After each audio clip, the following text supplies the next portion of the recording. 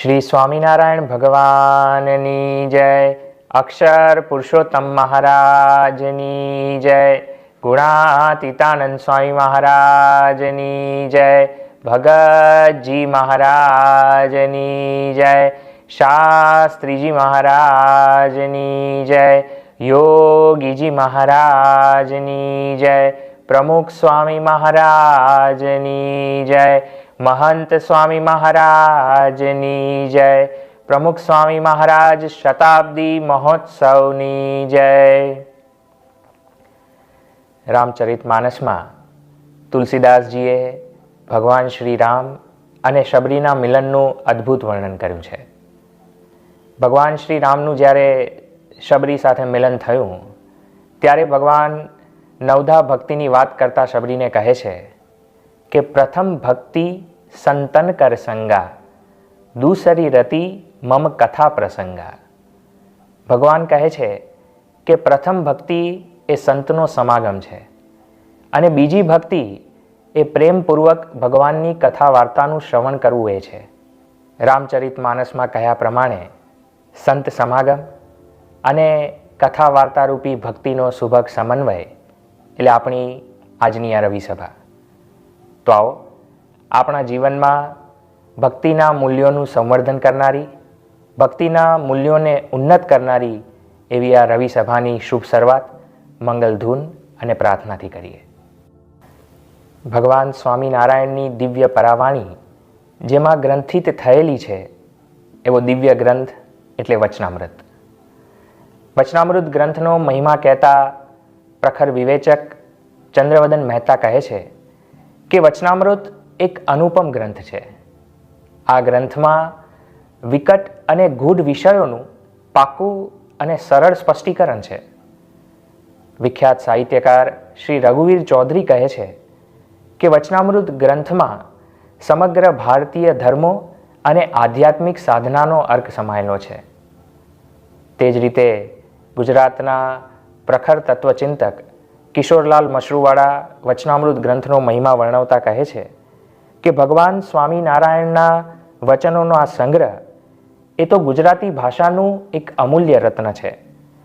આધ્યાત્મિક સિદ્ધાંતોના રહસ્યોનો સાક્ષાત્કાર કરવા માટે વ્યાવહારિક સૂચનોથી ભરપૂર આટલું નાનકડું પુસ્તક ભાગ્યે જ બીજું છે. એની ભાષા થોડું ભણેલાને પણ સમજાય તેવા સહેલા શબ્દો અને સરળ વાક્ય રચનાવાળી છે અને જરૂર પડે ત્યાં અર્થની સ્પષ્ટતા અને દ્રષ્ટાંતોથી ભરેલી એની શૈલી છે. આવો અદ્ભુત મહિમા વચનામૃત ગ્રંથનો ગુજરાતના પ્રખર તત્વચિંતકો, વિવેચકો અને સાહિત્યકારોએ કહ્યો છે. તો આવો આજની રવિ સભામાં આધ્યાત્મિક માર્ગના ગૂઢ રહસ્યોને વચનામૃતમાં સમાવિષ્ટ થયેલા ભગવાન સ્વામિનારાયણના ઉપદેશામૃત દ્વારા સમજવાના છીએ. વચનામૃત છે ગઢડા અંત્ય પ્રકરણનું 6, જીવ અને મનની મિત્રતાનું. આ વચનામૃતના નિરૂપણનો લાભ પ્રાપ્ત કરીએ BAPS સંસ્થાના વિદ્વાન સંત પૂજ્ય આત્મતૃપ્ત સ્વામીના મુખેથી.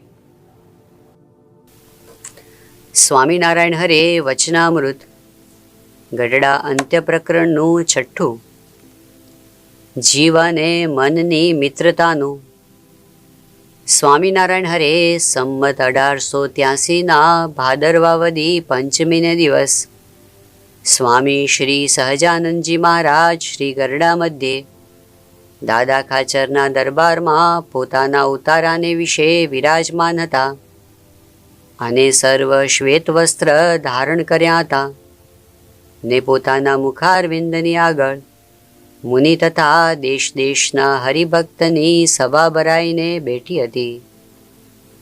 પછી શ્રીજી મહારાજ સર્વે હરિભક્તો ઉપર કૃપા દૃષ્ટિ કરીને બોલતા હવાજે ભગવાનનો ભક્ત હોય ને ભગવાનની કથા, કીર્તન, શ્રવણાદિક જે નવધા ભક્તિ તેને જો હરિભક્ત ઉપર ઈર્ષાએ કરીને કરે તો તે ભક્તિએ કરીને ભગવાન અતિશય રાજી થતા નથી અને ઈર્ષાનો ત્યાગ કરીને કેવળ પોતાના કલ્યાણને અર્થે ભક્તિ કરે પણ લોકને દેખાડ્યા સારું ન કરે તો તે ભક્તિએ કરીને ભગવાન પ્રસન્ન થાય છે. માટે જેને ભગવાનને રાજી કરવા હોય તેને તો લોક રીઝવવાને અર્થે તથા કોઈકની ઈર્ષાએ કરીને ભક્તિ ન કરવી, કેવળ પોતાના કલ્યાણને અર્થે જ કરવી. અને ભગવાનની ભક્તિ કરતા થકા કાંઈક પોતાનો અપરાધ થઈ જાય તેનો દોષ બીજાને માથે ધરવો નહીં. અને જીવ માત્રનો તો એવો સ્વભાવ છે જે જ્યારે કાંઈક પોતામાં વાંક આવે ત્યારે એમ બોલે છે, મને બીજે કોઈકે ભૂલાવ્યો ત્યારે મારામાં ભૂલ પડી, પણ મારામાં કાંઈ વાંક નથી. પણ એમ કહેનારો મહામૂર્ખો છે. કેમ જે બીજો તો કોઈ કહેશે છે તું કૂવામાં પડ, ત્યારે એને કહેવે કરીને શું કૂવામાં પડવું? માટે વાંક તો અવળું કરે તેનો જ છે ને બીજાને માથે દોષ દે છે.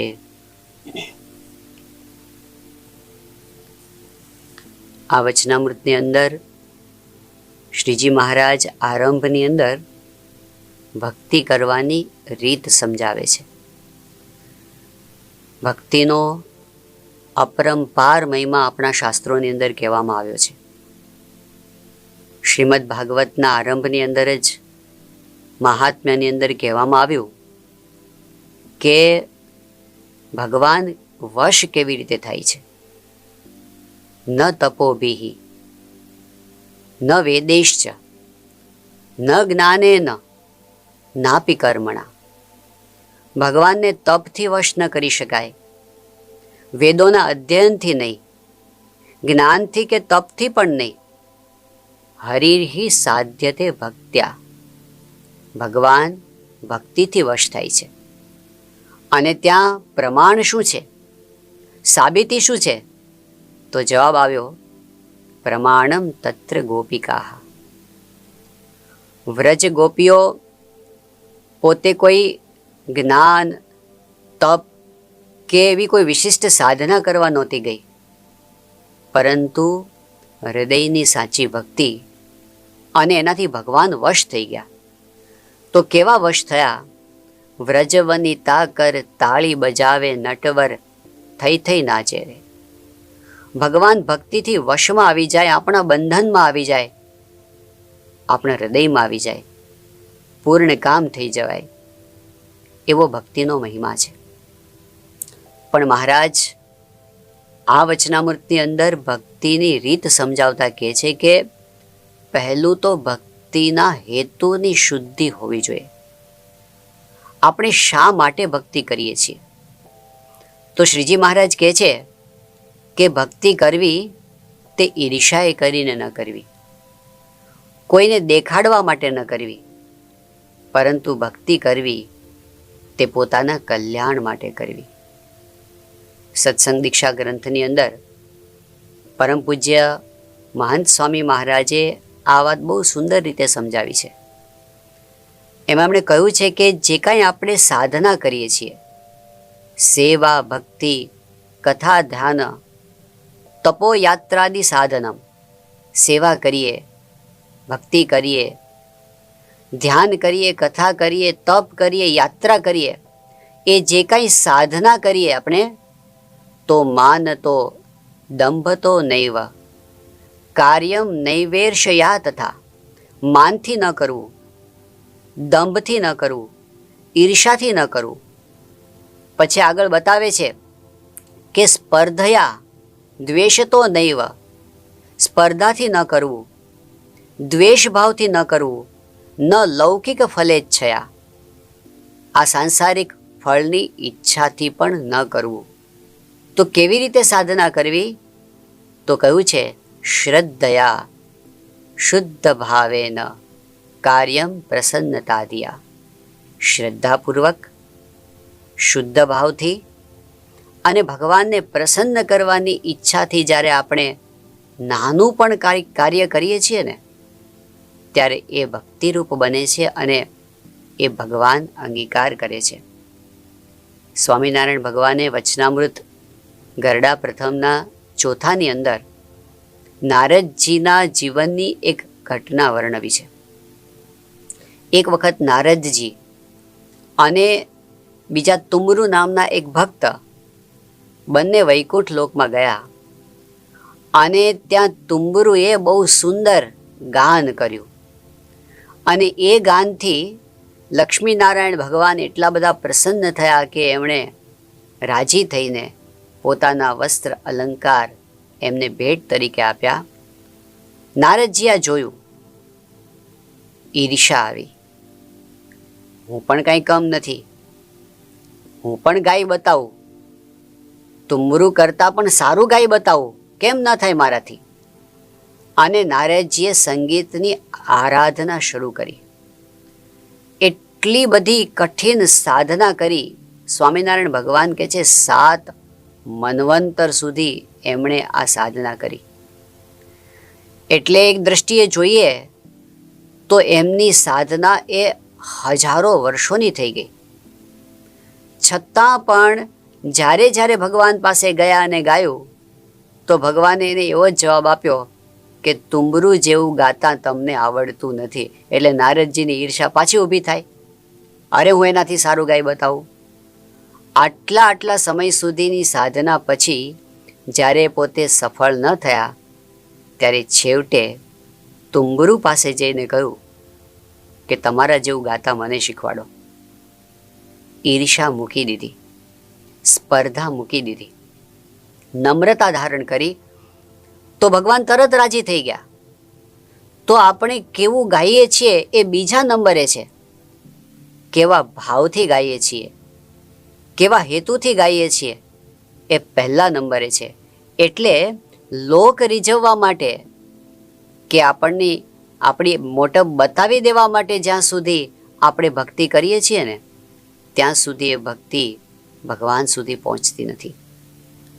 ગરડા મધ્યના 41મા વચનામૃતમાં સ્વામિનારાયણ ભગવાને કહ્યું કે ભગવાનનો ભક્ત હોય તો પણ એને માનનો સ્વાદ રહ્યા કરે છે. એકલી ભક્તિ કરવી ગમતી નથી, એમાં માનનો સ્વાદ આવે, મને કોઈ વખાણે, મારી આ ભક્તિને કોઈ જાણે, એની જાહેરાત થાય, એવી ભાવના ઊંડે રહ્યા કરતી હોય છે. એટલે કોઈ એક મહાત્માને કોઈ પૂછ્યું કે તમે કેટલી માળા ફેરવો છો? તો એ કે જેવો લોકોનો ભરાવો. ઝાઝા લોકો હોય તો ઝાઝી માળા ફરે.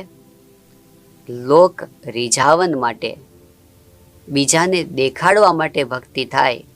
કદાચ અમુક સમય સુધી લોકો પ્રભાવિત થાય પણ ખરા, કદાચ એને લીધે પ્રશંસા પણ થાય, પરંતુ અંતે એનાથી અંતરમાં શાંતિ થતી નથી. આપણે દુનિયામાં બધાને છેતરી શકીએ, પણ 2 સ્થાન એવા છે જ્યાં આપણે છેતરી શકતા નથી. એક સ્થાન છે ભગવાન અને સંત. એ અંતર્યામી છે, સર્વજ્ઞ છે, એ આપણા અંતરના બધા ભાવોને જાણે છે. અને એટલે જ્યારે આપણે કંઈ કપટથી, દંભથી, દ્વેષથી, ઈર્ષાથી, સ્પર્ધાથી એવી રીતે જ્યારે આપણે કંઈ દાન કરીએ, સેવા કરીએ, ભક્તિ કરીએ તો એ રાજી નથી થતા. ભગવાન અને સંતને આપણે છેતરી ન શકીએ. અને બીજું સ્થાન કયું છે? પોતાની જાતને આપણે ક્યારેય ન છેતરી શકીએ, કારણ કે આપણો અંતરાત્મા એ તો જાણે જ છે કે આપણે કોણ છીએ. એને કેવી રીતે છેતરી શકવાના? એટલે સ્વામિનારાયણ ભગવાન એ સમજાવે છે કે જેટલી પણ ભક્તિ છે એ શુદ્ધ ભાવથી, જેવા અંદર છીએ એવા બહાર, એવી રીતે જ્યારે થાય છે ત્યારે એ ભક્તિ ભગવાનના ચરણારવિંદ સુધી પહોંચે છે. એટલે પહેલી વાત શ્રીજી મહારાજે એ કરી. અને ત્યારબાદ આ વચનામૃતમાં એક બહુ જ પ્રેક્ટિકલ અને અગત્યનો વિષય શ્રીજી મહારાજ ખોલે છે. એ વિષય છે પોતાની ભૂલનો સ્વીકાર. સામાન્ય રીતે મનુષ્યની ટેન્ડન્સી એવી હોય છે, વલણ એવું હોય છે કે જ્યારે કાંઈ પણ નાની કે મોટી ભૂલ આપણાથી થઈ જાય તો પહેલો પ્રયત્ન એવો હોય છે કે કેમ કરીને આપણે આપણી ભૂલને ઢાંકીએ. કેમ કરીને આપણે પોતાની જાતને નિર્દોષ સાબિત કરીએ, આપણી બુદ્ધિ, આપણા પ્રયત્નો બધા એ દિશાની અંદર જોડાઈ જાય કે લોકો સામે ક્યારેય મારી ભૂલ પ્રગટ ન થવી જોઈએ. એટલું જ નહીં, ઘણી વખત તો પોતાની જાત સામે પણ છાવરવા પ્રયત્ન કરે કે ના ના ના ના, મારે તો ભૂલ નથી કરવી, પણ આવું થયું એટલે હું શું કરું. વાસ્તવિકતામાં પોતાની ભૂલને જોવી અને સ્વીકારવી એ બહુ જ ઉચ્ચ કક્ષાની આધ્યાત્મિક સાધનાનો આરંભ છે. આ કેટલી મોટી વાત છે. તો યોગીજી મહારાજના શબ્દોમાં કહીએ તો પોતાની ભૂલનું દર્શન થવું એ ભગવાનના દર્શન થવા બરાબર છે. જ્યારે આપણને પોતાની ભૂલ ઓળખાય ત્યારે એમ માનવું કે મને ભગવાનના દર્શન થયા, ભગવાનના દર્શન. તો ભૂલને જોવી અને સ્વીકારવી પ્રામાણિકતાથી એ ભગવાનની લગોલગ પહોંચી જવા જેવું છે. કારણ કે એના પછીના દરવાજા આપણા માટે ખુલ્લા થઈ જાય છે. જ્યારે આપણા અંતરની અંદર કંઈક ઉદ્વેગ થાય, અશાંતિ થાય, ત્યારે સામાન્ય રીતે આપણું વલણ કેવું હોય છે કે આપણે એના કારણો બહાર જોઈએ છે કે અમુક વ્યક્તિને લીધે, અમુક પરિસ્થિતિને લીધે મારાથી આવું થઈ જાય છે, અમુક વ્યક્તિ કે અમુક પરિસ્થિતિને લીધે મને દુઃખ થાય છે, અશાંતિ થાય છે. પરંતુ વાસ્તવિકતામાં એ સારામાં સારો સમય છે અંતર્દૃષ્ટિ કરવા માટેનો, પોતાની ભૂલને સમજવા અને સ્વીકારવા માટેનો. કારણ કે આપણી ખામીઓ એ વખતે ઉપરના લેવલ પર હોય છે.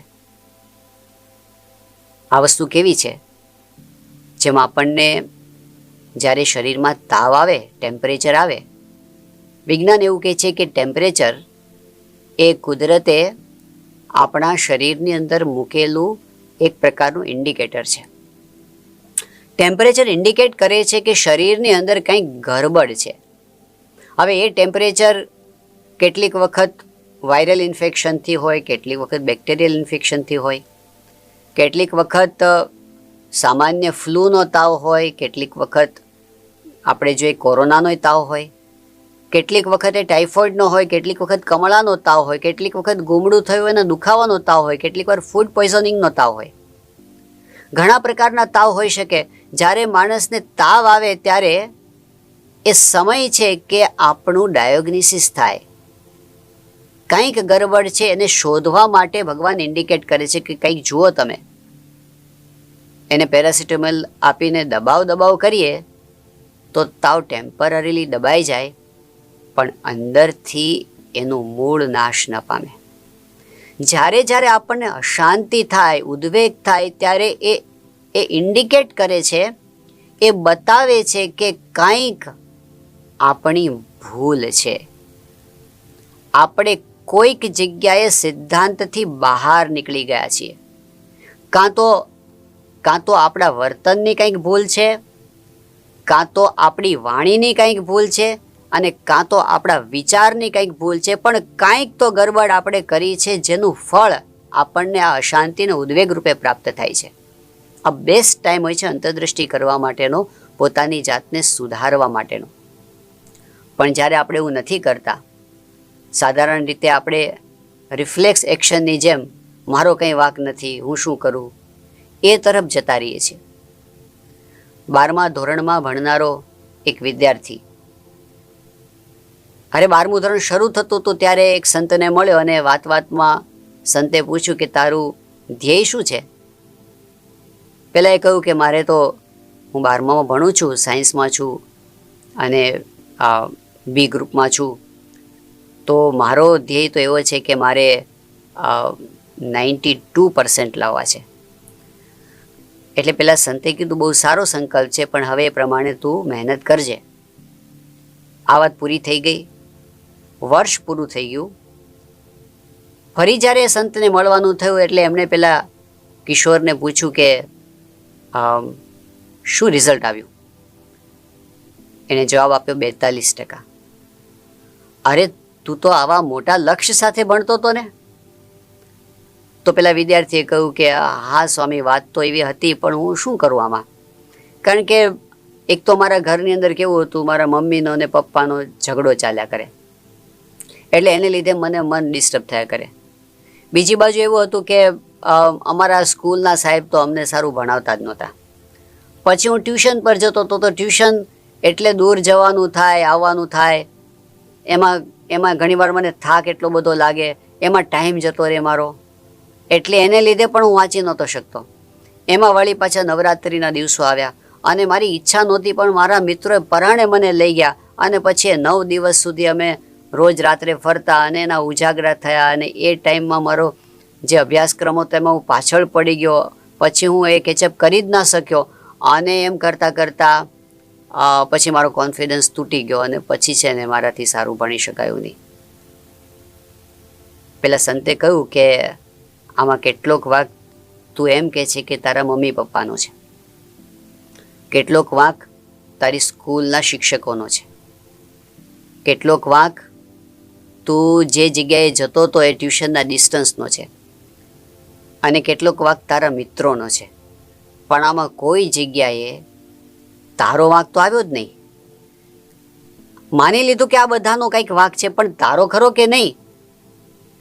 એ વખતે પેલા યુવકે કીધું કે હા, મારી પણ ભૂલ તો છે, પણ હું એને સ્વીકારી શકતો નથી. આવું થતું હોય છે જ્યારે આપણે આપણી ભૂલ નથી સ્વીકારતા અને આપણે બ્લેમ કરીએ છીએ બીજાને કે શા માટે મને નિષ્ફળતા મળી એનું કારણ પેલો છે, શા માટે મને ઉદ્વેગ થયો એનું કારણ પેલો છે.